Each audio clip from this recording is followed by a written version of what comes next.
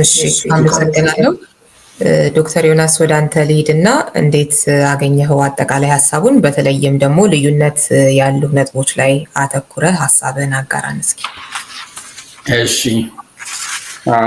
አመሰግናለሁ። የመጽሐይ ጽሁፎች ምንም ሁልጊዜም እከታተላቸዋለሁ። ሆነስትሊ ስፒኪንግ አሁን ኢትዮጵያ ውስጥ የኢንተሌክቹዋል ወይንም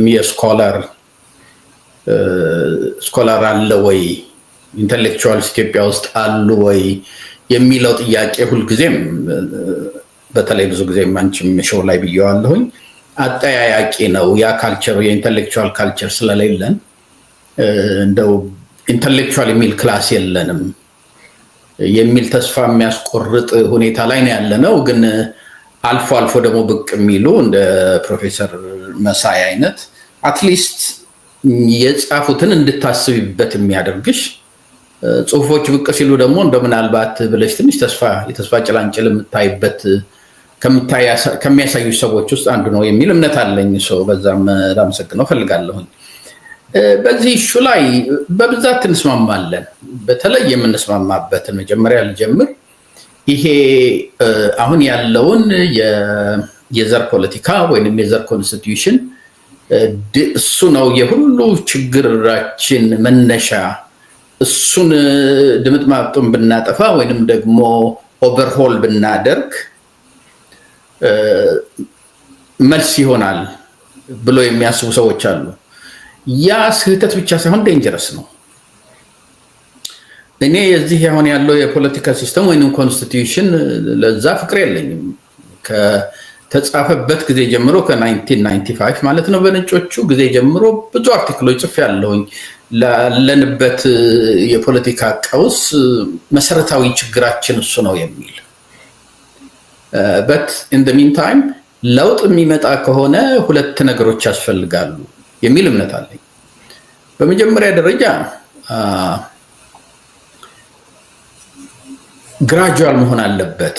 በአሁኑ ጊዜ በእያንዳንዱ በጠቅላላ በኢትዮጵያ ውስጥ በዚህ በዘር ላይ የተመሰረተ የፖለቲካል ኢንትረስት ግሩፕ ተፈጥሯል።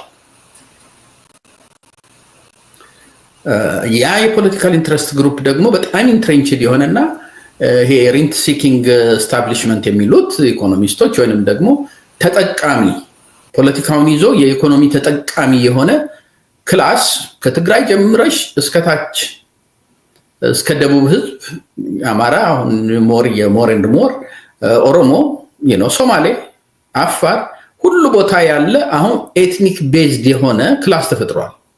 ያ ክላስ ደግሞ ፖለቲካውን ኮንትሮል እያደረገ ያለው ነው።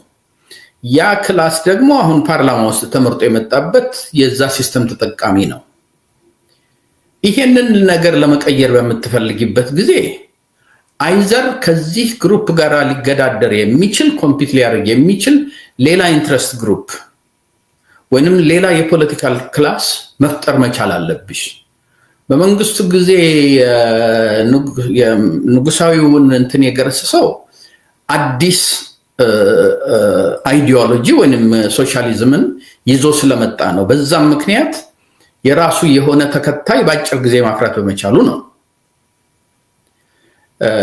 ከዛም ቀጥሎ ደግሞ ከረጅም ጊዜ ትግል በኋላ በተለይ በትግራይና በኦሮሞ የዚህ የዘር ፖለቲካ በጣም ጠንካራ ሆኖ እያደገ ሲመጣ የዚህ ሶሻሊስት ኢንተርናሽናል ፕሮሌታሪያት ነን ብል ይል የነበረውና ከኢትዮጵያም አልፎ ኢንተርናሽናሊስት ነን የሚለው የፖለቲካውን ኃይል የያዘውን ግሩፕ የሚገዳደርና ብሎም አሸንፎት የወጣ የዘር ፖለቲካ ኃይል ይዘው የወጡ ኃይሎች በመኖራቸው ነው ያ ሲስተም የተቀየረው።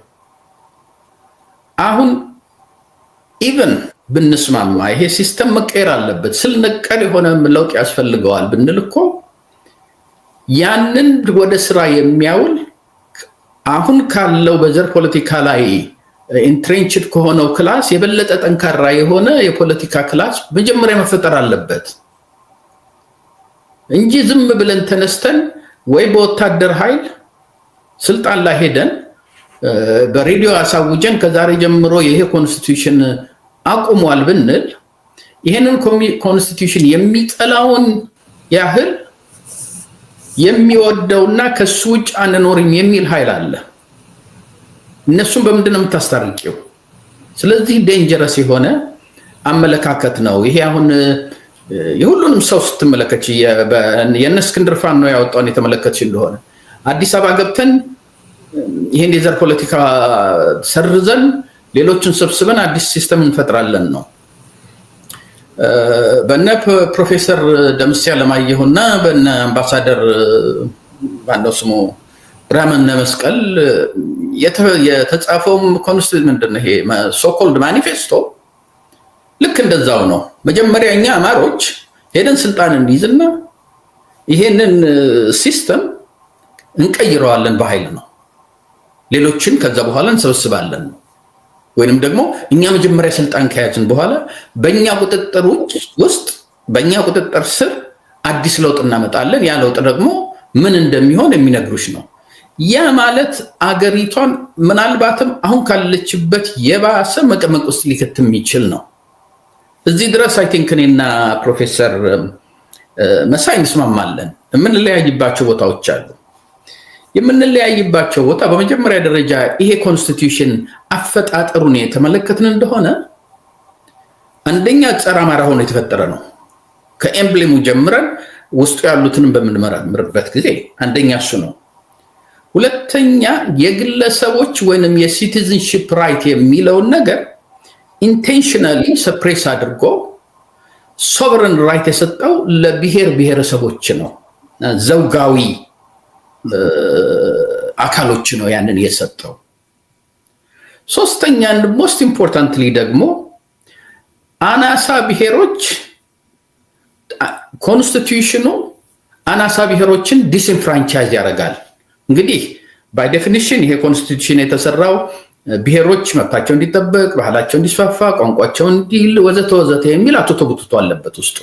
ጀስት ሲምፕሊ ሬቶሪካል የሆነ ሰብስታንስ የሌለው ገለጥ ገለጥ አድርገሽ ፋቅ ፋቅ ስታደርጊው ግን የነዚህ አናሳ ብሔር የሚባሉትን የኮንስቲቱሽናል ራይታቸውን ሲስተማቲካሊ ይከለክላቸዋል።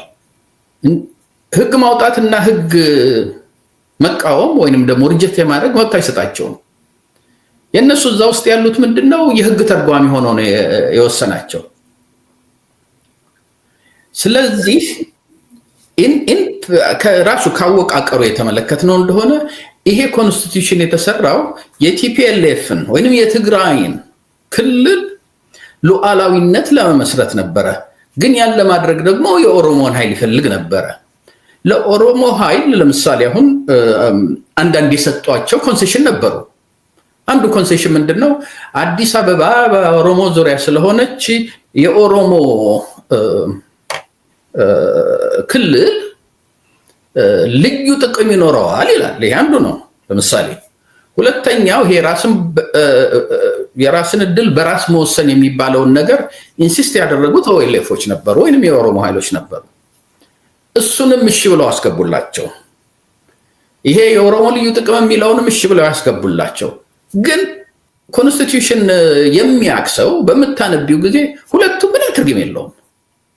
የዚህ የኦሮሞ ልዩ ጥቅም አለው የሚባለው ነገር ሚኒንግለስ ነው። በተግባር ሊውል የማይችል ኮንስቲቱሽን ውስጥ እንደው ዝም ብላ እንደ ደረቅ ጡጦ ለኦሮሞዎቹ ደስ እንዲላቸው ባለቀሱ ቁጥር አፋቸው ውስጥ ይወትፉላቸዋል። አርቲክል 39 ይሄ ነው። ልዩ ጥቅም ይሄ ነው። ምንድነው የሚለው? እነዚህ ሁለቱንም የሚወሰድሻቸው እንደሆነ ልዩ ጥቅም የሚለውንም አርቲክል 39ም የሚለው ምንድነው? ኦፕን አርጎኔቶ ይሄ ነገር መሰረታዊ የሆነውና እንዴት ወደ ተግባር እንደሚለወጥ በህግ ይወሰናል ይላል። 1995 የዛሬ 30 ዓመት እስከ ዛሬ ድረስ የህግ አልወጣም። አሁን ራሴን እድል በራሴ ልገንጠል ብትይ እዛ አንቀጽ ውስጥ ፔኩሊያሪቲስ በሚወጣ ህግ ይወሰናል ይላል። እነዚህ ህጎች አልወጡም። ኢንቴንሽናሊ ነው ያልወጡት። የኦሮሞ ህዝብ የግል ተጠቃሚ ይሆናል የአዲስ አበባ የሚለው በህግ ይወሰናል የሚለው ህግ አልወጣም። ምክንያቱም ቲፒኤልኤፎች ያንንም ማድረግ አልፈለጉም ነበር። ለዛም ነው አንዳንድ እንትኖች እንገንጠል ሲሉ እምቢ ያሏቸው። እንግዲህ ጊዜያችን ማጭር ስለሆነ እንትን ላለ ማለት ይሄ የዘር ፖለቲካ አሁን ያለንበት ችግር በሞላ ከሱ የተመሰረተ አይደለም። ተመልከች፣ በቲፒኤልኤፍ ጊዜ ልክ ዘሴም ኮንስቲቱሽን ነበረ። አሁንም ዘሴም ኮንስቲቱሽን ነው ያለን። አሁን ግን ኮምፕሊትሊ ኬኦስ ውስጥ ነው ያለ ነው። ኮምፕሊትሊ ሳቬጅ የሆነ ግድያ እየተደረገ ነው። ይሄ ደግሞ የሆነበት ዋናው ምክንያቱ ምንድን ነው? ቲፒኤልኤፍ አማራው ስልጣኑን ወሰደብኝ፣ ከዮሐንስ ላይ ምኒልክ ስልጣኑን ስለወሰደ እጅ ያስገባለሁ የሚል ሞሮርሌስ ፕራይሜሪሊ በአማራና በትግሬ መካከል ያለው ፍክቻ ስልጣን ላይ ማን ይቀመጥ፣ ተመልሶ አማራ ተንሰራርቶ ስልጣን ላይ እንዳይወጣ እንዴት በሆነ መንገድ ነው ማጥረው ነው ያነበረ የትግራይ ልሂቃኖች ዋና መሄጃቸው። ወደ ኦሮሞ ጋር የመጣሽ እንደሆነ አዋርደውናል፣ እናዋርዳቸዋለን፣ ገለውናል፣ እንገላቸዋለን የሚልም አለበት። ይሄ ስልጣን እኛ ጋር ይቅር ብቻ አይደለም፣ ስልጣን የሚይዘው ሰትስፋይድ አልሆኑ። ይሄ የአኖሌን ሐውልት የተመለከትሽ እንደሆነ ዋናው የዛ የጥላቻ ኢንስቲትዩሽናላይዝ ያደረጉበት ነው። ስለዚህ በዚህ ሲስተም ውስጥ ተወልዶ ያደገው አማራውን የሚያየው እንደ ስልጣን ተቀናቃኝ ሳይሆን የኦሮሞን ያዋረደ የኦሮሞን ጡት የቆረጠ አረመኔ የዛ የምንበቀልበት ጊዜ አሁን ነው ከሚል የመጣ ነገር ነው። እነዚህም በምትመለከችበት ጊዜ የኮንስቲቱሽናል ለውጥ የሚለው ነገር እነዚህ ነገሮች ምንድን ነው የናሬቲቭ ለውጥ እስካልመጣ ድረስ ብዙ እንትን ሊለን የሚችል አይመስለኝም። ሁለተኛ እኔና ፕሮፌሰሩ የምንለያይበት ምንድን ነው እንግዲህ እዚህ ላይ ያልኩት ይሄንን ያነሳውበት ምንድን ነው፣ አንድ ቦታ ላይ ምን አለ፣ ኮንስቲቱሽኑን መቀየር ይኖርብናል፣ ግን በምንቀይርበት ጊዜ የዛው ግን ልዑላዊነት አንስተን በኢትዮጵያውያኖች ወይም የኢትዮጵያውያን ህዝቦች ሉዓላዊነት መቀየር አለበት በሚልበት ጊዜ መጀመሪያ ላይ ሲናገር ፕሮፌሰር መሳይ ቤዚካሊ የሚለው ምንድነው ይሄ ሶቨረን ራይት ከብሔር ብሔረሰቦች ወጥቶ ወደ ምንድነው ሲቲዝንሺፕ መሄድ አለበት በሚልበት ጊዜ ያንን ካደረግን ይሄ ኮንስቲቱሽን መሰረቱ ዋናው የሆነውን እንትን አደረግነው ማለት ነው፣ አፈረስነው ማለት ነው። ቲፒኤልኤፍ እና እስካሁን ድረስ አትሊስት እና የኦሮሞ ሊበሬሽን ፍሮንት ይሄንን የማይፈልጉበት ምክንያት ምንድን ነው? ያለው የከረንት ኮንስቲቱሽን የአንድን ኃይል ሌሎችን አንበርክኮ ለመያዝ የተፈጠረ እንጂ የዲሞክራቲክ ሲስተምን ለመፍጠርም አይደለም፣ የብሔር ብሔረሰቦች እኩልነትንም ለመፍጠር አይደለም። ያ ቢሆን ኖሮ ዋናው ይሄ ኮንስቲቱሽን ፕሮቴክት ማድረግ የነበረበት ራይታቸውን ሶቨረን ራይታቸውን ጨምሮ መከላከል የነበረበት ለትንንሾቹ ብሔሮች ነው። ምክንያቱም ይቅርታ አቅም የሌላቸው ኃይል የሌላቸው ትንንሾቹ ናቸው። ለትንንሾቹ ግን መብት አይደለም የሰጣቸው፣ መብታቸውን የገፈፈ ኮንስቲቱሽን ነው። በጣም ይቅርታ የመጨረሻው ነጥብ ማለት የምፈልገው እዚህ ላይ ምንድን ነው እነዚህ ቅድም ያልናቸው ኃይሎች በተለይ የአማራ ልሂቃን እኛ ስልጣን ይዘን በእኛ ስር ነው ለውጥ መምጣት አለበት የሚሉ የኦሮሞ ልሂቃን እነ ጀዋርን ጨምሮ ኢቨን ሪፎርም ጀዋር ዶክተር ዮናስ እየሰማንህ አልነበረ? ኦኬ ሰማችሁት ነበር? ፍሪዝ ነገር አድርጎ ነበር። እኔ ጋር አላደረገም። እሺ ትንሽ ወደኋላ ሄዳለሁ መለስና የዚህ ምንድነው የኮንስቲቱሽን ሲሰራ የመጀመሪያ የትግራይን የበላይነት ለመፍጠር የተደረገ ነበር። ምክንያቱም እነሱ ለ100 ዓመት እንገዛለን የሚል እምነት ነበራቸው። አሁን እነሱ ከወረዱ በኋላ ኦሮሞዎች ገባ። ኦሮሞዎች የኛ ኬኛ የሚባለው አይዲዮሎጂ የመጣው የኛ ተራ ነው እንደፈለግን ነው የምንቀይረው የሚል ነው። ሁለተኛ አሁን ሶስተኛ ደግሞ ፋኖ ከተነሳ በኋላ እስካሁን ድረስ የምናያቸው አትሊስት በግልጽ የወጡት ኮንስቲቱሽኖች በሙላ የሚሉት መጀመሪያ ስልጣን ይጅባ ነው። ቅድም እንዳልኩት የእስክንድርንም ብትዩ የጎጃም ኮንስቲቱሽን ብትዩ በፊት ለፊት ወጥቶ ዘመነ ካሴ ኦንሊ ከዚህ መንግስት ጋር የምንነጋገረው ለአማራ ስልጣን ለማስረከብ ሬዲ ሲሆኑ ብቻ ነውና ለስልጣን ለመረካከብ ብቻ ነው ያለበት ደረጃ ነው ያለው። የነ ቅድም ያልኩት እነ ፕሮፌሰር ደምሴና አምባሳደር ብርሃነ መስቀልም ያወጡት ኮንስቲቱሽን መጀመሪያኛ ስልጣን እንይዛለን፣ ከዛ በኋላ በእኛ ስር ሌሎችን ደግሞ ሰብስበን ለውጥ እናመጣለን ነው የሚለው። ስለዚህ ሶስቱም እንግዲህ ዋናዎቹ የኢትዮጵያ የፖለቲካ ካንሰር የምትያቸው የፖለቲካል አካሎች የኦሮሞ ልሂቃን፣ የአማራ ልሂቃን፣ የትግራይ ልሂቃን በምልበት ጊዜ ሁሉንም አማራ ወይንም እንትን አይደለም፣ ፖለቲካው ላይ ያሉት ፖለቲካው ላይ ድምጻቸው የሚሰማ ፖለቲካውን ኮንትሮል ያደረጉት ማለት ነው። ቱ ሰም ዲግሪ ፕሮፌሰር መሳይ የሚለው ምንድን ነው? ኮንስቲቱሽኑ መለወጥ አለበት፣ ግን መለወጥ ያለበት በዚህ መልኩ ነው። ልዩነት ቢኖርም ኮንስቲቱሽኑ ምን ያህል መለወጥ አለበት፣ እንዴት ነው መለወጥ ያለበት የሚለውን የፕሮፌሰር መሳይ ለየት ቢልም ግን እንትኑ መለወጥ አለበት፣ ኮንስቲቱሽኑ መለወጥም ያለበት እነዚህ ነገሮች ናቸው መለወጥ ያለባቸው ከሚል ነው የሚነሳው። የኔ አመለካከት ደግሞ እንደሱ አይደለም። የኔ አመለካከት ምንድነው? ኮንስቲቱሽኑን ኤንድ ሪዛልቱ ስለ ኮንስቲቱሽኑ ምን እንደሚመስል አሁን መነጋገር የለብንም። ኮንስቲቱሽኑ እንደገና መታየት አለበት። ያ እንደገና መታየት ያለበትና አስፈላጊ ከሆነ ሪፎርም መደረግ ያለበት ፕሮሰሱ ምን ይመስላል ነው መሆን ያለበት። ከዛ በኋላ ዴሞክራቲክ በሆነ መንገድ የኮንስቲቱሽን ኮንቬንሽን እንዴት ይቋቋም፣ ያ የኮንስቲቱሽናል ኮንቬንሽን ተፈጥሮ እንዴት ኮንስቲቱሽን ድራፍት ይደረግ፣ ድራፍት ከተደረገ በኋላ በምን መንገድ ነው ራቲፋይ የሚደረገው፣ አገን ዴሞክራቲክ ፕሮሰስ፣ ከዛ በኋላ እንዴት ኢምፕሊመንት ይደረግ የሚለው ስለ ፕሮሰሱ እንነጋገር። ከዛ በኋላ ዊ ዘ ፒፕል የምንላቸው የኢትዮጵያ ህዝቦች ከፈለጉ ያለው ኮንስቲቱሽን እኛ ተስማምቶናል፣ የተወሰነ ቦታ ላይ ዝች ቦታ ጋር ይነካካ የሚለውን አይነት አሁን ቅድም ፕሮፌሰሩ እንዳለው አይነት ሊሆን ይችላል አባባላቸው። ወይንም ደግሞ የለም ይሄ ኮንስቲቱሽን ምንድነው የዘር ፖለቲካውንም ኮንሲደር የሚያደርግ የናሽናሊስት እንትኑንም የሚያደርግ ለምሳሌ አንዳንድ አፍሪካ ሀገሮች ውስጥ ሎወር ኮርቱ ሎወር ፓርላመንቱ በዘር ይደራጅና አፐር ፓርላመንቱ ደግሞ በናሽናል አጀንዳ ላይ ይዘጋጃል። የሁለቱንም ባላንስ አድርገን እንሂድ ሊሆን ይችላል።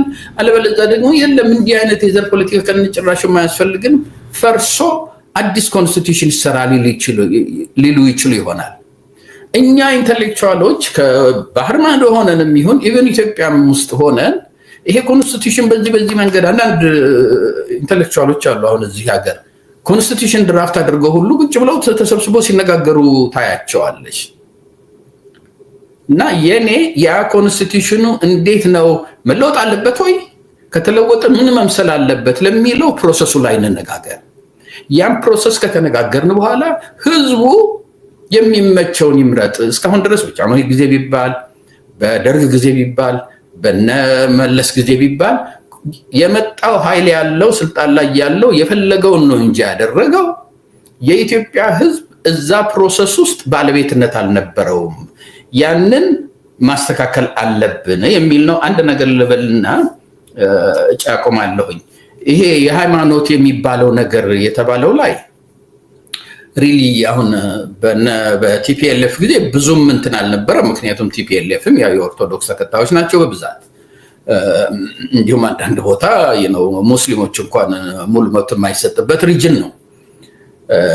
ኦሮሞ ላይ ግን አንታይ ኦርቶዶክስ ክርስቲያን እንትን የተነሳበት ዋናው ምክንያት ኦርቶዶክስ ክርስቲያኒቲን ብቻ ሳይሆን እስልምናንም ጨምሮ እነዚህ መጤዎች ናቸው። እኛ የምናውቀው የወቀፈና የሚባል ሃይማኖት አለ።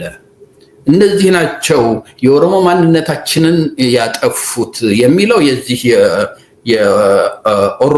የኦሮሞማ ሙቭመንት ያመጣው ጣጣ ነው። ስለዚህ እነዚህ ሁሉ ማስተካከል ይኖርባቸዋል ለማለት ነው። ከዛ በኋላ ግን በተለይ አሁን ባለው በዚህ በፋኖ በሸኔ ኦሮሞ በሸኔ አማራ ምናምን በመሳሰሉት ነገሮች ላይ ያለው ኮንፍሊክት ወዴት ይወስደናል የሚለውን የሚቀጥለው ዙር ላይ ልንነጋገርበት እንችላለን። እዚህ ላይ ላቁም። እሺ፣ አመሰግናለሁ። ገለታው ወደ አንተ ልሂድና አንተ ደግሞ ጽሁፉን እንዴት እንዳየኸው በተለይም ደግሞ የምትለይባቸውን ነጥቦች ንገረን እስኪ። አመሰግናለሁ በጣም። መጀመሪያ ከምስጋና መጀመር ደስ ይለኛል ሁልጊዜም እና አንድ ፕሮፌሰር መሳይ ላይ የማየው ነገር አለ። ጥሩ ነገር ከአንድ ምሁር የሚጠበቅ ነገር ሲያደርጉ ሁልጊዜ ስለማይ በዚህ እኮራባቸዋለሁኝ።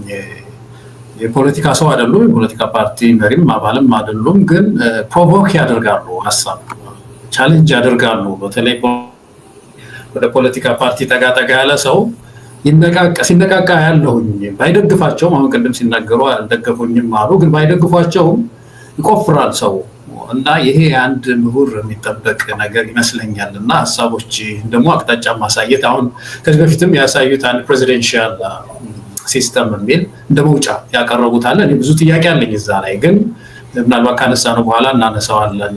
ግን አንድ ነገር እንደዚህ መቅረቡ ግን ሌሎቻችንን ሲያነቃቃን በየፓርቲ ውስጥ ያለው እና ፕሮፌሰር መሳይ በጣም በዚህ እኔ ያለኝን አክብሮት መግለጽ እወዳለሁ። ይሄ ነው የምሁር ድርሻም ብዬ አስባለሁኝ። ማንቃት እዩ ነው አለ አይደለም። በብዙ አቅጣጫ ክሪቲካል ቲንኪንግ፣ ክሪቲካል የሆነ ጥያቄዎችን አንሱ የሚለው ነገር እኔ በጣም ፕሮፌሰር መሳይ በዚህ ኮራቦታለሁ። በጣም አመሰግናለሁኝ። እንግዲህ ይሄን ካልኩ በኋላ እኔ ደግሞ ማለት ማማባቸው አንዳንድ ነጥቦች ወደ ፕሮፌሰር መሳይ ከመሄደ በፊት ከዶክተር ዮናስ ማልስማማው ነገር መጨረሻ ላይ ገጠመኝ። ምንድነው ዶክተር ዮናስ በፕሮሰሱ ላይ እንነጋገር። አሁን የህገ መንግስት ማሻሻያዎችን በተመለከተ እሱ ላይ ፎከስ ማድረግ ያለብን የሚለውን አልደግፈውም እኔ። እንደውም ብዙ ኮምፓራቲቭ ሪሰርች መሰራት አለበት። ሀሳብ እኮ ነው። ህገ መንግስት ላይ የተተከሉት ነገሮች ኦርጋናይዚንግ ፕሪንሲፕልስ ናቸው። ለምሳሌ በመሬት ላይ የተቀመጠ መሬት አዋጁ ጉዳይ ከሌላው ዓለም አንጻር መጠናት አለበት። ሪሰርቸርስ ማጥናት መቻል አለባቸው። ኢንተሌክቹዋልስ መጻፍ አለባቸው። መከራከር አለብን። አዲስ ህገ መንግስት ስንተክል ዞሮ ህዝብ ነው የሚያጸድቀው፣ ምንም ጥያቄ የለው።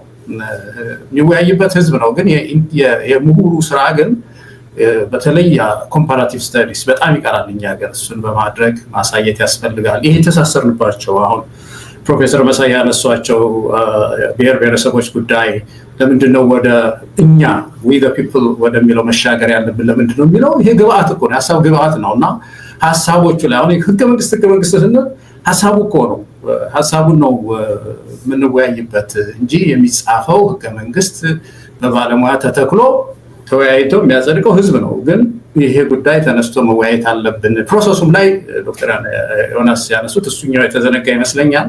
ፕሮሰሱም ላይ በተለይ በምን መንገድ ነው መነካት ያለበት የሚለው ነገር መታየት ያለበት ይመስለኛል። በዚህ በኢትዮጵያ አዲስ አበባ ውስጥ በነበርኩ ጊዜ በፖለቲካ ፓርቲዎች ስሳተፍ አራት አይነት አስተያየቶች አያለሁኝ በኢትዮጵያ ህገ መንግስት መሻሻል ጉዳይ ላይ አራት አመለካከቶች በአጠቃላይ በለህቁ ዘንድ። አንደኛው ጨርሶ መነካት የለበትም የሚለው ነው። ግን በጣም ውስን ሆኖ ነው የሚታየኝ። ጥናት አላየሁም፣ ግን ውስን ነው። በጣም ጥቂት የሆነ ለህቅ መነካት የለበትም፣ እሱን ዴሞክራሲያዊ ማድረግ ብቻ ነው የሚቀረን የሚል ነው። ሁለተኛው አሜንድመንት ነው። አሜንድ መደረግ አለበት። አሜንድመንት እንግዲህ የህግ ሰዎች ምንድነው የሚሉት? ህገ መንግስት ያጠኑ ሰዎች አሜንድመንት የሚባለው በወፍ በረር ማለት ነው። ወፍ በረር አንቀጾችን አንቀጽ 39 አንቀጽ 8 አንቀጽ ምናምን ብሎ ነካክቶ መሄድ ነው የሚል የአሜንድመንት ሀሳብ ያላቸው አሉ። በዛ ይላል። ሶስተኛው ሪቪዥን ነው። ኮንስቲቱሽናል ሪቪዥን ያስፈልጋል ወይም ክለሳ ያስፈልጋል ነው። አሁን ዶክተር ዮናስ መጨረሻ ላይ ያነሱት ለምሳሌ ፕሮፌሰር መሳይ ይሄ ዊ ዘ ፒፕል ወደሚለው ምዕራፍ መሻገር አለብን ሲሉ ብዙ የሚነካው ነገር አለ። እንግዲህ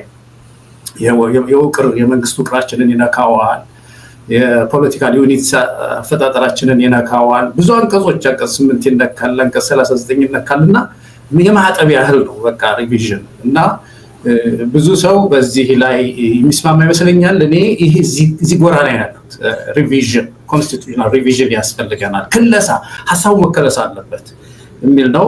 አራተኛው ሰስፔንድ መደረግ አለበት ቶታል የሚል ነው እና እኔም እንደዚህ ምሁራን እንዳሉት እንደው አንድ ህግ መንግስት ብለን እየጣልን መሄድ ተገቢ አይደለም እና ግን የምንከልስበት ዘመን ላይ ነው ያለነው። የሐሳብ ክለሳ የምናደርግበት ምዕራፍ ላይ እንዳለን ይሰማኛል። አሁን የፕሮፌሰር መሳይን አንዳንድ ጥያቄዎች አሁን ቅድም ያመሰገንኩበት ፕሮቮክ ያደርጋል ያልኩት አንድ ትልቅ ነገር አለ። ፖለቲካ ፓርቲዎችም ሊወያዩ የሚገባቸው ይመስለኝ የህገ መንግስት ማሻሻያ ሪቪዥን እንፈልጋለን ስንል ህገ መንግስቱ በግማሽ ይሰራል፣ ግማሹ ግን አልሰራም ነው የሚሉት። እንግዲህ ግማሹ እውነት ነው፣ ስርዓት ተክሏል፣ ዩኒትስ ፖለቲካል ዩኒትስ ፈጥሯል፣ እስከ ፌዴሬሽን ምክር ቤት ድረስ አቋቁሟል ባዘዘው መሰረት ማለት ነው። ይሄ አይደንቲቲ ቮቲንግ ወይም በማንነት ድምፅ የተዋቀረ እስከ ፌዴሬሽን ምክር ቤት አለው። አሁን ፌዴሬሽን ምክር ቤት 77 ብሔሮች ናቸው የታወቁት ወንበር ያላቸው። እነሱ ሁሉም ዞን እና በወረዳ የተዋቀሩ ናቸው። የመጨረሻው በቀበሌ እንግዲህ አሁን በጣም አነስተኛ ቁጥር ያላቸው ደራሼ የሚባል እንደምታውቁት ደቡብ ውስጥ ያለ አንድ ብሔር አለ። ደራሼ ውስጥ ኩስም የሚባል ብሔረሰብ አለ። በሺዎች የሚቆጠሩ ስለሆኑ ለወረዳ አይበቁም ተብለው በቀበሌ ነው የተደራጁት፣ በ9 ቀበሌ። እንግዲህ ከዛ አንስቶ በወረዳ በዞን ተደራጅቷል። ይሄ 77 ፌዴሬሽን ምክር ቤት መቀመጫ ያለው ማለት ነው። እና እንግዲህ ምንድነው ይህን ያህል ስራ ሰርቶ ግን ተመልከቱ። አሁን ባለፈው ቁጥር ነበረ በህገ መንግስቱ ውስጥ 20 ምናምን ጊዜ ነው ብሔር ብሔረሰብና ህዝብ የተገለጸው። 44 ጊዜ ይመስለኛል ዜግነት ተገልጿል። ከ40 ጊዜ በላይ ዜግነት፣ ኢትዮጵያዊነት ይላል። 1/3ኛው ስለ ሰብአዊ መብት ነው የሚናገረው። እንደውም አንዳንድ ሀገሮች ያልጠቀሱትን ሁሉ ለምሳሌ ዜጎች ውጭ ሀገር ያሉ ዜጎች ወደ ሀገራቸው የመመለስ መብት አላቸው የሚል ህገ መንግስት ብዙ አታገኙም በዓለም ላይ። ይህን ያህል የተጨነቀ ግን ደግሞ የአንድ ወንድማችን እንዳይመለስ አደረጉት አሁን በቅርቡ ወደ ተግባር ስንመጣ እንጂ በዚህ ደረጃ በጣም አንዳንድ ረቂቅ ነገሮችን ሁሉ አስገብቷል። የአካባቢ ጥበቃን አስገብቷል። እነዚህ ጥሩ ነገሮች አሉት ማለት ነው። ግን ተግባራዊ ያልሆነም የሚለው ነገር ኢምፖርታንት ነው እና ዋይ ለምንድን ነው ይሄ 1/3 የሚሆነው ግዙፍ ነገር ሮሮ የበዛበት የሚለው ጥያቄ ነው እኔ በጣም ኢንተረስት የሚያደርገኝ። እንደው ፕሮፌሰር መሳይ ባሉት ላይ ይሄ ሀሳብ ልዩነት ምናምን ሳይሆን ተጨማሪ ነገር ምናልባት መስጠት እንፈልገው አንድ አሁን ያነሱት ነገር አለ። ዊ ዘ ፒፕል ወደሚለው ምዕራፍ መሻገር አለብን የሚለው በጣም የዚህ ህገ መንግስት ትልቅ ችግር እና እነዚህ 1/3 የሆነው ትልቁ ግዙፍ በዜግነት ላይ የተመሰረተው አንቀጾች ሁሉ እንዳይሰሩ ያደረጋቸው ህገ መንግስቱ ሲዋቀር ፒፕል የሚለው ወይም ህዝብ የሚለው ይሄ ማንም የሚያስበው የፖለቲካ ኮሚኒቲን አይደለም። ትልቁ የህገ መንግስት ያስተሳሰብ ችግር ይሄ ነው። ሪቪዥን ያስፈልገዋል። ህዝብን የበላይ አላደረገም፣ ኢምፓወር አላደረገም። ህዝብን ሲነሳ ገና ይሄን የተፈጥሮ ቡድን የሆነውን ብሔርን ነው ህዝብ የሚለው። አንቀጽ 39 ንዑስ አንቀጽ 5ን ተመልከቱት። ምን ይላል? ንዑስ አንቀጽ 39 ንዑስ አንቀጽ 5 በዚህ ህገ መንግስት ውስጥ ብሔር፣ ብሔረሰብ፣ ህዝብ ማለት ከዚህ ቀጥሎ የተገለጸውን ባህሪ የሚያሳይ ማህበረሰብ ነው። ሰፋ ያለ የጋራ ጠባይ የሚያንጸባርቅ ባህል ወይም ተመሳሳይ ልምዶች ያላቸው፣ ሊግባቡበት የሚችሉት የጋራ ቋንቋ ያላቸው፣ የጋራ ወይም የተዛመደ ህልውና አለን ብለው የሚያምኑ የስነ ልቦና አንድነት ያላቸው እና በአብዛኛው በተያያዘ መልክዓ ምድር የሚኖሩ ናቸው ነው። ይሄ ነው ህዝብ። ኢንዲቪጁዋልስ ግለሰቦች ተሰባስበው በሐሳብ የተስማሙ በፖሊሲ ተስማምተው ብዙ ሆነው ሚሊዮንም ሆነው ተሰባስበው ምርጫ ቢኖራቸው ህዝብ አይላቸው። የኢትዮጵያ ህገ መንግስት ትልቅ ችግር ይሄ ነው። ለዚህ ጥሩ ምሳሌ የምትሆነውን አዲስ አበባ ነው የምወስደው። ለምሳሌ አዲስ አበባ አሁን በፌዴሬሽን ምክር ቤት መቀመጫ የላትም። ያው አዲስ አበባ ውስጥ የነበረው ፓርቲ ውስጥ ስሳተፍ ብዙ ጊዜ እንከራከር ነበር። ለምንድን ነው አንቀጽ 49ን ሂዱና ይዩት። አንቀጽ 49 በሙሉ ህዝብ የሚል ስም አልሰጣትም እዛ ቦታ። የአዲስ አበባ ነዋሪዎች ነው የሚለው። ለህዝብ አይበቃም። የራሱ አሁን የአንቀጽ 39 አንቀጽ 5ን አያሟላም። የፈለገውን ያህል በሐሳብ ይስማማ፣ አንድ አካባቢ ይሁን ይምረጥ፣ ምንም ይበል፣ ግን ህዝብ በሚለው ኮንሴፕት ውስጥ በዚህ ፖለቲካል ኮንሴፕት ውስጥ ሊገባ አይችልም ተብሎ አዲስ አበባ ህዝብ ከፌዴሬሽን ምክር ቤት ተከልቷል ማለት ነው። ስለዚህ ህዝብ ወደሚለው እኛው ህዝቦች የሚለው ምዕራፍ ውስጥ ከገባን ብዙ ነገር ሪቫይዝ እንድናደርግ ያደርገናል። ያን ጊዜ የህዝብ ልዕልና ይመጣል ማለት ነው። አሁን ያለው ህገ መንግስት ይሄ ህዝብ የሚለው በዚህ ኮንሴፕት ሲያደራጅ ምንድን ነው ያደረገው? ቅድም ያልናቸው 77 ብሔሮች በዞን ተደራጅተው አንዳንዶቹ ሁለት ዞን አላቸው፣ አንዳንዶቹ አንድ ዞን ብቻ ይኖራቸዋል። በወረዳ አሉ፣ በልዩ ወረዳ አሉ፣ በቀበሌ ተደራጅተዋል። ሁሉም ምን አድርገዋል? ወይ በቀበሌ ወይ በወረዳ ወይ በዞን ተደራጅተው ሁለት አይነት ህዝብ ተፈጥሯል። እንግዲህ ኮንስቲቱሽኑ ፕሮፌሰር መሳይ ሊያግዙኝ ይችላሉ። ፕራይሞርዲያሊስት አይነት አስተሳሰብ ነው ያለው። ያ ነው በህብረተሰቡ ውስጥ የሰረጸው። ስለዚህ እነዚህ ፖለቲካል ዩኒት ሲፈጠሩ ምንድነው ሁለት አይነት አይደንቲቲ ተፈጠረ በሁሉም ውስጥ ማለት እነዚህ 77 ብሔሮች ባዋቀሯቸው የፖለቲካ ዩኒቶች ውስጥ ሁለት አይነት ህዝብ ተፈጠረ። አንደኛው አስኳል የተባለው ህዝብ ማለት ነው። አስኳል ሌላው ፐሪፌሪያል የሆነ ህዝብ ተፈጠረ። እያንዳንዳቸው እነዚህ በ77 ብሔሮች ውስጥ ያሉት ግዛቶች ሁለት ህዝብ ይዘው ይኖራሉ ማለት ነው። አንዱ ይሄ በዚህ በማንነቱ የተገለጸው ለምሳሌ ሀረሪ ውስጥ ብትሄዱ ሀረሪ የሚባለው አስኳል ነው ተብሏል። ከሀረሪ ውጭ ግን ለምሳሌ አሁን ሀረሪን ብትመለከቱ ወደ 56% ኦሮሞ፣ 22% አማራ ነው፣ 4% ሶማሌ ነው፣ 1.5% ትግራይ ነው፣ ሌላው ጉራጌ ነው። 8% ነው። ይሄ 8% የሀረሪን ምክር ቤት አወቃቀር አይታችሁ ከሆነ የፌዴሬሽን ምክር ቤት 100% በሀረሪዎች ነው የተያዘው 100%። የክልሉ ምክር ቤት ግን ኦሮሞዎችም ምንም ጣል ተደርገዋል። ለምንድነው? አስኳል ማንነት ነው የፌዴሬሽን ምክር ቤት የሚይዘው፣ ህግ የሚተረጉመው፣ ባጀት የሚያወጣው ማለት ነው። እንግዲህ ይሄ ምን ሆነ? ሁለት ህዝብ ፈጠረ እንዳልኳቸው፣ ፔሪፌሪያል አይደንቲቲ እና ኒውክሊየር አይደንቲቲ ተፈጠረ በአንድ የፖለቲካ ዩኒት ውስጥ። አሁን መንግስት ደግሞ አሁን ፕሮፌሰር ያሉት የዚህ የብሔርን ቅራኔ ምንንም ይፈልገዋል፣ ያቃርና ያጋጨ ነው የሚኖረውና ይሄ ማህበራዊ ቅራኔ ሲመጣ ለምሳሌ አማራና ኦሮሞን ማጋጨት ሲፈልግ አማራ ባህር ዳር ያለው ኦሮሞ በሩቁ ነው የሚገናኙ፣ እንደዚህ በቃላት ሊገናኝ ይችላል። ግን በአንድ ፖለቲካ ዩኒት ውስጥ የሚኖረው ጋር ደግሞ ቅራኔው የድብድብ ይሆናል ማለት ነው። እዛው አካባቢ ሆነ አካባቢያቸው ላይ እዛው ስለሚያገኛቸው እዛ ፖለቲካ ዩኒት ስላለ፣ ስለዚህ በከባድ ችግር ውስጥ እንዲወድቁ አድርጓል። እና ይሄ ጉዳይ መሻሻል አለበት የሚለው ላይ እኔ በጣም እስማማለሁኝ። እንደው ምናልባት የተሰጠኝ ጊዜ እንዳላልፍ ስጋት አለኝ። ለህይወት ብዙ ተናግሬ ወደሚቀጥለው እንሄድና በኋላ ጨምራለሁ። እሺ፣ በጣም አመሰግናለሁ። እንግዲህ የኔን ጥያቄ በኋላ ባክል ይሻላል፣ ይበዛብሃል ይመስለኛል። ፕሮፌሰር መሳይ በሁለቱ ለተነሳው ሀሳብ ደግሞ ያንተን ምላሽ እንስማ። እሺ እንግዲህ መጀመሪያ ያው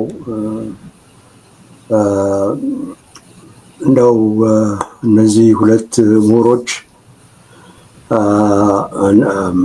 ከዚህ ጋር ከኔ ጋር በመወያየት እና ጽሁፌንም በማንበብ ጠቃሚ ነው ብለው ስለተናገሩ በጣም ላመሰግናቸው ፈልጋለሁ። ብዙ ጊዜ አይደለም፣ አሁንም አንደው ብዙ የሚመላለስብኝ ስድብና እንደው ጥላቻ ነገር ነው። ስለሆነም ይሄን በመስማቴ በጣም ነው የምደሰተው እና በተለይ በጣም ነው የማመሰግነው። ሁለቱም የማከብራቸው ምሁራን ናቸው። ብዙ ጊዜ ያው ዶክተር ዮናስ በጽሁፉም እንደዚሁ በሚቀርብበት ቪዲዮ ውይይት ላይ ሁሉ ብዙ አዳምጫዋለሁ አውቃለሁ እና በእውነቱ ከፍተኛ አስተዋጽኦ እያደረገ ነው። ደግሞ እሱም ላይ በጣም ስድብ ይወርዳል፣ ግን ጠንክሮ አቋሙን እየገለጸ ነው እና በዚህ የሚያስመሰግነው ነው። ገለታ እንግዲህ ያው እንዳልኩት ብዙ ኢንተርቪውን አዳምጫለሁ እና በጣም የማከብረው ሰው ነው። ጥሩ አስተያየቶች አሉት። እንደው የበሰለ አስተያየት የሚያቀርብ ሰው ነው እና የእሱም በጣም አስተማሪ ነው በእውነት እንደተረዳሁት እና በተለይ የዛሬው ውይይት አጀማመሩ በጣም እኔ እንደሚሰማኝ እንግዲህ ሌላው ምን እንደሚል አላውቅም በጣም የበሰለ ውይይት ነው ያዳመጥኩት። የበሰለ የሀሳብ መለዋወጥ ነው። እንደው ዝም ብሎ መወራወር ድንጋይ መወራወር እና ስድብ መወራወር አይደለም። ገንቢ ነው በሙሉ አሁን የሰማሁት። እኔም ዛሬ በተናገሩት ሁለቱም በተናገሩት ብዙ ያጠናሁትና የተማርኩት ነገር አለ። ወደፊት እጠቀምበታለሁ እና ደግሞ እንዲህ አይነት ውይይት የበሰለ ውይይት በማዘጋጀትሽ ሪዮት እንደገና ምስጋና ይድረስሽ። በጣም ያንቺን ብቻ ነው ያየሁት እኔ ያንቺን ኢንተርቪው ብቻ ነው የማየው። እንደዚህ በከፍተኛ ደረጃ ነው ኢንተሌክቹዋል የሆነ ሀሳባዊ የሆነ ውይይት የሚካሄድበትና በጣም ጥሩ ነው። ያው ቀጥይ ነው የምለው። ብቻሽን ነሽ ግን ቀጥይ። ለማንኛውም ነገር እንግዲህ ይህን ካልኩ ዘንዳ ብዙም የሰማሁት ብዙም የሚያከራክር አይደለም። ትንሽ ውይይቱን ከቀጠል አይ ቲንክ የምንስማማበት ደረጃ ይደርሳል። እና እንግዲህ አንድ የምሰማው ምንድነው ይሄ የዘውግ ፌዴሬሽን እኛ ኢትዮጵያ ከሚለው መግቢያ ጋራ ላይሄድ ይችላል እና እሱን ማስገባት ከፈለግን እንግዲህ በተለይ ዮናስ ነው ያለው ዶክተር ዮናስ ነው ያለው የግድ ወደ ሲቲዘንሺፕ መሄድ ያስፈልገናል ነው። እዚህ ላይ ያለኝ እንግዲህ ትንሽ ለየት ያለ አቋም በግድ ወደ ሲቲዘንሺፕ መሄድ የለብንም። በእርግጥ ሁለቱ ተቃራኒ ናቸው፣ ያንን አልክድም። ነገር ግን ቅራኔ ማለት በግድ አሁን እናጥፋው እና አንድ የሆነ ኮንሲስተንት የሆነ አስተሳሰብ ላይ ድረስ ማለት ላይሆን ይችላል። ቅራኔ በተወሰነ ጊዜ ሊደርስ ይችላል እና የማርክሲስት ዳያሌክቲክስ እንደሚያስተምረን አንድ ደረጃ ላይ ሲደርስ ነው እንግዲህ ቅራኔ እንቅፋት የሚሆነው እንጂ እስካለ ድረስ የመሄድ ወደፊት የሚያስኬድ ኃይል አለው እና በሂደት እንሄድ ካልን እንግዲህ በዚህ በቅራኔ ውስጥ መኖር የሚያስፈልገን ይመስለኛል። እና ቅራኔውን ደግሞ ብዙ ጊዜ አሁን የካናዳን ሁኔታ ሳይ በ60ዎቹ ላይ እኔ በ70ዎቹም ላይ ፈረንሳይ ሀገር ነበርኩ። እዛ ነበር ትምህርቴን እየቀጠልኩ። በጣም የኬቤክ ሁኔታ የመገንጠል ደረጃ በጣም አድጎ ነበር። በቃ ሊገነጠል ነው ኬቤክ እያን ስናወራ ነበረ እና በቃ የካናዳ ፌዴሬሽን እንግዲህ መፍረሱ ነው ብሎ ብዙ ሰው ሲናገር ይሰማ ነበር። ደግሞ የፈረንሳይ ፕሬዚዳንትም ደጎል እዛ ለጉብኝት ሄዶ በጠበጠ ቪቭ ኬቤክ አለ ማለት ሊብር ኬቤክ ነፃ ኬቤክ ትኑር ብሎ በዲስኩር ለቀቀው እና በከፍተኛ ደረጃ ነው ብዥታ ተነሳ። ግን ያው ቁጭ ብለው ተነጋገሩ፣ ተወያዩ። አንዱ ያው የሚፈለገውን ሰጠ፣ ያኛውንም የሚፈለገውን አገኘና ያው አሁን ችግሩ የጠፋ ይመስላል። እና ግን በጣም በከፍተኛ ደረጃ ዘውጋዊ ነበር መጀመሪያ ትግሉ። ምክንያቱም ያው የኛ የፈረንሳይ ባህል ነበረው። ያው ፈረንሳይኛ እንግሊዝ እንግዲህ ብዙ ጊዜ አይዋደዱም እና እነሱ በቃ ከመገንጠል ሌላ አማራጭ የለንም ብለው ይዘው ነበረ። ግን ያው በዲሞክራሲ ኃይል ነገሮች ተረጋግተው ወደ ሌላ ደረጃ ሄደዋል። አሁን ስለ መገንጠልም የሚያወራ አሁን ለምችስ አንድ እንትን አይጠፋም አንድ ክፍል እንደሱ የሚያወራ ነገር ግን ብዙም ፖለቲካ ኃይል የለውም። እና ይሄን ነው እኔ ለማለት እንደ ምሳሌ ማቅረብ የፈለኩት።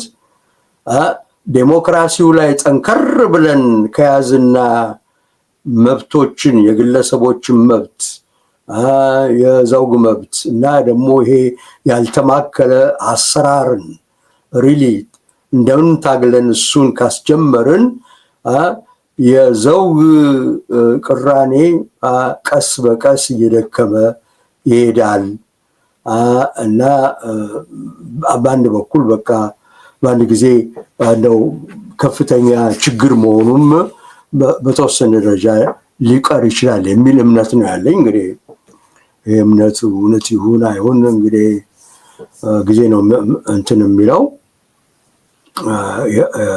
የሚፈታው እና እናያለን። ነገር ግን ይሄ ነው እና ቅራኔውን ትንሽ ጊዜ እናቆየው እስቲ ይስራ እና ልክ እንቅፋት መሆን ሲጀምር ያኔ ነው እንግዲህ ወደ ሌላ ማሻሻያ መሄድ ያለብን ለማለት ያህል ነው። እና ዶክተር ዮናስ ያለው የፕሮሰሱ ይቅደም እንትኑን እዚህ ላይ ከዶክተር ዮናስ ጋር የምስማማው ምንድነው ማንም ተነስቶ ህገ መንግስት መጻፍ በጣም የሚያስቀኝ ነገር ነው።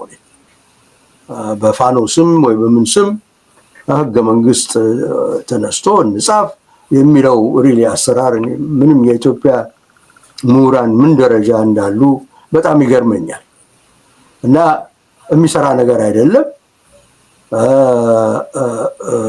እና ሀሳብ መስጠት ማበርከት በጣም ተፈላጊ ነው። ስራውም ይሄ ነው። ነገር ግን በአንድ ድርጅት ስም ህገ መንግስት መጻፍ በእውነቱ ጭራሽ ሊገባኝ አይችልም እና በዚህ እንሰማማለሁ። ነገር ግን ፕሮሰሱ ብቻ አይደለም መቅደም ያለበት። እንግዲህ ገለታውም ይሄን ነው እያለ ያለው። ሀሳቦች መወርወር አለባቸው፣ መሰባሰብ አለባቸው። ከዛም ከዚህም የመጣው እና አብረን ሁለቱንም ማካሄድ አለብን። ይሄ ብቻ ይሁን ያ ብቻ ይሁን የሚለውን ትተን ሁለቱንም ለማራመድ መሞከር አለብን። ምክንያቱም መጨረሻ ላይ አይገነጣጠሉ ያው አንድነት ወደ አንድነት መምጣታቸው ስለማይቀር ገለታ በተመለከተ እንግዲህ ያው እንትን አስረድቶናል እንዴት አራት አይነት አቋም ሊኖር እንደሚችል። ያው አንዱ ክፍል አይነካ የሚል ሌላው አሜንድመንት የሚጨመር ነገር አለ፣ ሌላው ሪቪዥን እና ሌላው ዝም ብሎ ሰስፔንድ የሚለው ነው። በእውነቱ እኔም ያለሁት እሱም እንግዲህ ገለታውም ሲናገር እንደሰማሁት ወደ ሪቪዥን መደረግ አለበት ነው እና እኔ እንግዲህ በዚህም እስማማለሁ። በተለይ እንግዲህ ያው ቅድም የተባለው የዚህ የብሔር ወይም የዘውግ ሉዓላዊነት በከፍተኛ ደረጃ መመልከት ያለብን ጉዳይ ነው። እንደተባለው ምንም ከመከፋፈል በስተቀር ምንም ፋይዳ የሌለው ሁኔታ ስለሆነ በኢትዮጵያ አንድነትን ለመመስረት ያው ከህዝቡ መነሳት አለብንና ዞረን የህዝቡን የበላይነት እንዲከበር ማድረግ አለብን። ቅድም ገለታ አንስቶታል። እኔ ለብዙ ጊዜ ኢትዮጵያ ይሄ የፕሬዚዳንት ሲስቴም ያስፈልጋታል ብዬ የተናገርኩትም አንዱ የፕሬዚዳንት ምርጫ ሁሉ ኢትዮጵያዊ የሚሳተፍበት በኩል የሚሳተፍበት ስለሆነ ትንሽ ይሄንን የብሔር ሉዓላዊነት ሊያዳክመው ይችላል የሚል እምነት ስለነበር ነው እና አንድ ፕሬዚዳንት ማለት የአንድነት መሰረት ሆኖ ሊያገለግል የሚችል ስለሆነ በድምፅ ብልጫ የሚመረጠው ሰው ወይ ፖለቲከኛ ዋናው የተለያዩ ህዝቦች ከአማራም ከኦሮሞም ከትግራይም የሚደግፉት ማምለቱም አብላጫ ድምፅ ለማግኘት የግድ ከሁሉም ማግኘት አለብን። አብላጫ ምርጫ ካልሆነ በምንም ማለት ተቀባይነት አይኖረውም። እንደውም ኮታ ማውጣት ይቻላል። ዝም ብሎ ከአንድ አካባቢ ብቻ አሟልቶ የመጣ በቂ አይደለም፣ ሌላውንም ማካተት አለበት ተብሎ የሚከለክል ህግም መውጣት አለበት። በዚህ አንዱ ይህንን ዘውጋዊ ፌዴሬሽን እንደው ወደ አንድነት መውሰድ የሚቻለው በፕሬዝዳንት ምርጫ ነው። እንግዲህ ግን እዚህ ላይ በፊትም ብዙ ሰው ተቃውሞኛል። ምንድነው እንደገና የበለጠ ፈላጭ ቆራጭ ስርዓት ልታስቀምጥብን ነው ፕሬዚደንት ምናምን የሚለው አለ። እሱ ትክክል ነው። ግን ያው በዲሞክራሲ የሚመረጥ በነፃና ፍትሃዊ ምርጫ የሚመረጥ ሰው ስለሆነ ያንን ማድረግ ካልቻል የትም ስለማንሄድ ብዙም ክርክር ሊኖር አይገባም። እና ግን አንዱ መሳሪያ ሊሆነን የሚችለው ይሄ ነው። በኢትዮጵያ ስም የሚናገር አንድ ፕሬዚደንት አሁን አይታችሁ እንደሆነ ያው ጠቅላይ ሚኒስትሩ ለአንድ ክልል ተጠሪ ነው። ወደደም ጠላ ያንን ክልል ምንም በደል ቢፈጽምም ሊያስቀይሙ አይፈልግም እና ያው ለሱ መወገኑ አይቀርም። ስለዚህ በምንም አይነት መንገድ ፍትሃዊ ስርዓት ሊዘረጋ ስለማይችል በዚህ ሁኔታ እንግዲህ እሱንም መሞከር አለብን ነው። እዚህ ላይ አልጻፍኩትም፣ ምክንያቱም ደጋግሜ ስለጻፍኩት ደግሞ አሁን የዶክተር አብይ ሁኔታ ስላስፈራኝ እዚህ ላይ እንደው መጨመርም አልፈልግ፣ ዝም ብዬ ተውኩት ይሄን የፕሬዚዳንት ሲስተም የሚለውን እንጂ አንዱ ከዚህ በፊት እንደጻፍኩት አንዱ መሳሪያችን እሱ መሆን አለበት ባይለኝና በጣም አመሰግናለሁ። በጣም የበሰለ ውይይት ነው ያዳመጥኩት እና እንግዲህ መልሴ ይሄ ነው። ብዙ ነው የሚያጋጭም ነገር የለም። ቁጭ ካልን ልንስማማ የምንችል ይመስለኛል። እሺ፣ በጣም ነው የማመሰግነው። እንደተባለው ትልልቅ ልዩነቶች የሉም። በእርግጥ ቢኖሩም ተነጋግሮ ልዩነት ውበት ነው በሚለው መቀጠል ይቻላል። ግን ደግሞ ያን ያህል ያየናቸው ነገሮች የሉም። የተወሰኑ ነገሮች አሉ። እነሱ ላይ ዶክተር ዮናስ አንተም ጋር የተነሳ አለ እንግዲህ ያነሳው ገለታው ስለ ህገ መንግስቱ አሁን መነጋገር የለብንም ያልከውን በተመለከተና ስለ ሂደቱ እንጂ ያልከውን መነጋገርማ አለብን። ዋናው እኮ ህገ መንግስት እያልን የምንነጋገርበት ጉዳይ የይዘት ጉዳይ ነው የሚልና እንደዚሁም የእሱ አቋም ደግሞ ይሄ የክለሳው የሚለው እንደሆነ ተናግሯል። ተመሳሳይ እንደሆነ ከአራት ብሎ ከዘረዘራቸው ውስጥ ፕሮፌሰር መሳይም እንደዛው።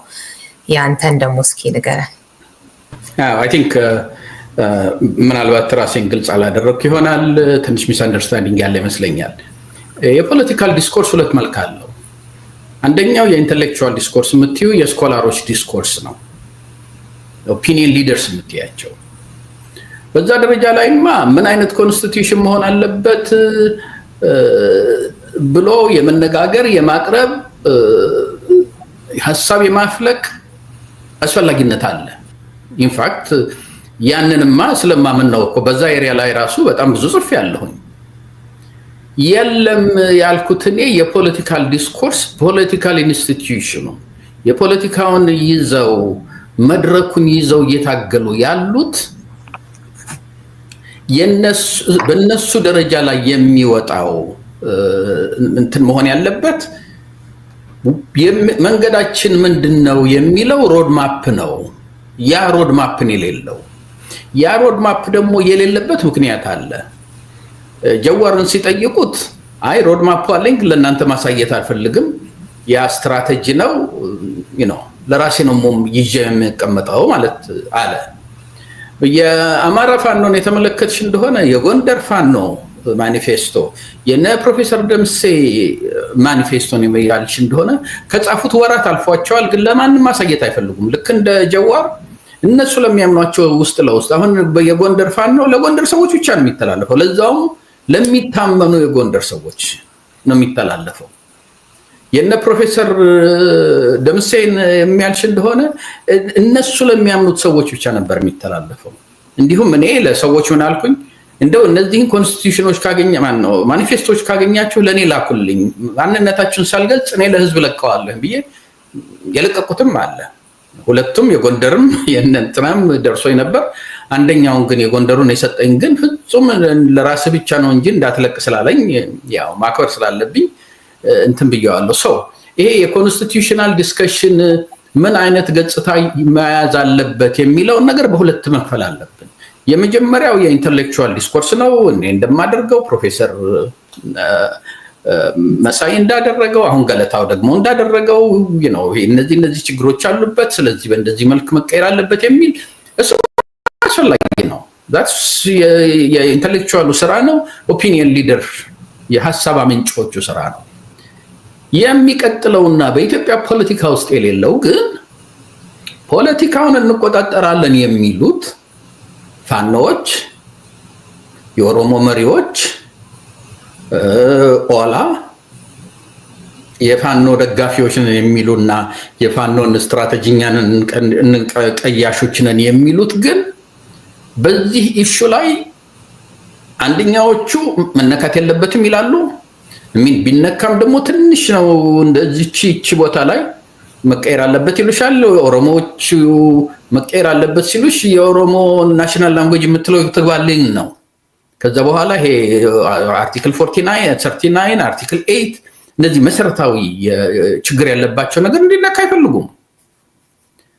ይሄ የአማራ ኢንተሌክቹዋሎችን ደግሞ ወሰድሽ እንደሆነ እነሱም በሞላ ኮንስቲቱሽን ወስደን ቀደን ጥለን ከዛ በኋላ ሰው ሰብስበን እንዴት አዲስ ኮንስቲቱሽን እንደሚወጣ በእኛ ቁጥጥር ስር ይውላል ነው የሚሉሽ።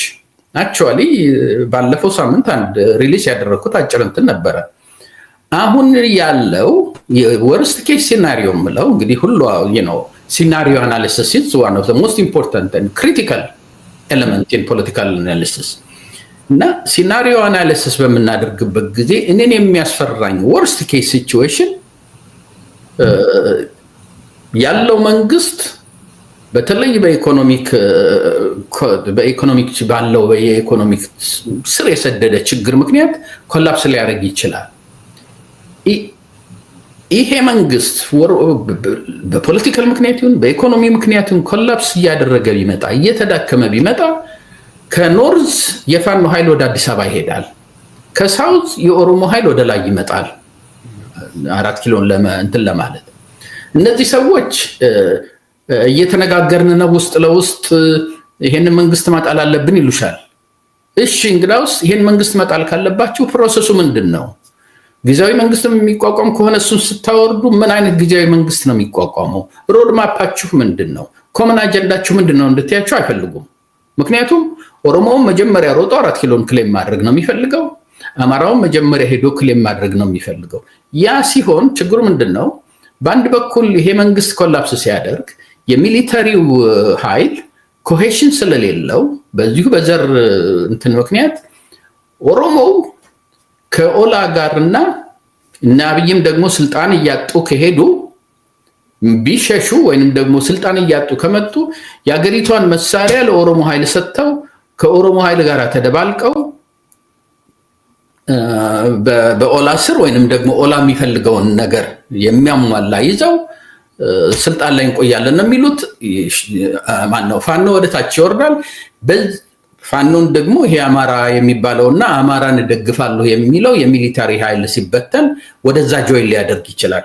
ያ ነገር ከተፈጠረ አገሪቷ ልትወጣ የማትችለው አይነት የሲቪል ዋር ነው የሚነሳው። ይሄ ከመሆኑ በፊት ለምንድነው አብይን መጣል ያለብናል የሚለው የኦሮሞ ኃይልና አብይም የግድ መውጣት አለበት የሚለው የአማራ ኃይል ኮንሰንሰስ መፍጠር የማይችሉት?